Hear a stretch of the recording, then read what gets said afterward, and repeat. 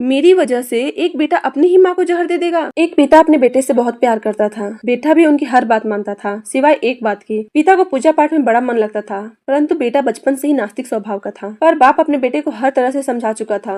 अब उसने सब भगवान पे छोड़ दिया। एक दिन पिता की मृत्यु हो जाती है। पिता की एक दवा की दुकान थी जिसमें अब बेटा काम करने लगा। उसमें कृष्ण भगवान की एक फोटो लगी हुई थी जो लड़के के पिता ने लगवाई थी। लड़का दिन भर दुकान में काम करता पर कभी उनको हाथ भी नहीं जोड़ता था। एक दिन की बात है, शहर में सुबह से बारिश हो रही थी और बिजली भी जा चुकी थी। अंधेरा हो गया था। तभी एक लड़का बारिश में भीगता हुआ मोहन की दुकान पर आया और मुट्ठी से पर्ची निकालते हुए बोला, भैया जल्दी से ये दवा दे दो, मेरी माँ की तबीयत बहुत खराब है, यही दवा उनकी जान बचा सकती है। मोहन दुकान के अंदर गया और एक काली शीशी लाकर उसे दे दी। लड़का पैसा देकर थैंक यू बोल वहाँ से चला गया। लड़के के जाते ही लाइट आ गई और मोहन का घर जाने का समय भी हो गया था। वह लाइट बंद कर निकलने वाला था कि तभी उसकी नजर एक काली शीशी पर गई। तो वह सोचने लगा, अगर ये शीशी यहाँ है तो मैंने उस लड़के को क्या दिया। तभी उसे याद आया कि इसी जगह पर जहर की शीशी भी रखी थी। वह अचानक बोल पड़ा, यानी कि मैंने उसे जहर दे दिया। ये मेरे हाथों कितना बड़ा पाप हो गया। मेरी वजह से एक बेटा अपनी ही माँ को जहर दे देगा। इतना बोलते ही उसकी आंखों से आंसू गिरने लगे। वह भगवान के फोटो के पास जाकर बोला, मेरे पिता आपको बहुत मानते थे, अगर आपका अस्तित्व सच में है इस अपराध को होने से रोक दीजिए। तभी पीछे से आवाज आई, भैया दवा की दूसरी शीशी दे दीजिए। मैं पानी में फिसल कर गिर गया जिससे शीशी टूट गई। मैं पैसे सुबह दे दूंगा। दवा मोहन के हाथ में थी। उसने बढ़ाते हुए बोला, पैसे मत देना, बस अपनी माँ की जान बचा लो। लड़का चला गया। मोहन भगवान की फोटो की ओर मुड़ा। उसे भगवान कृष्ण की मुस्कान में एक गहराई नजर आई। मोहन तब से उनकी सुबह शाम तन मन से पूजा करने लगा। बोलो राधे राधे।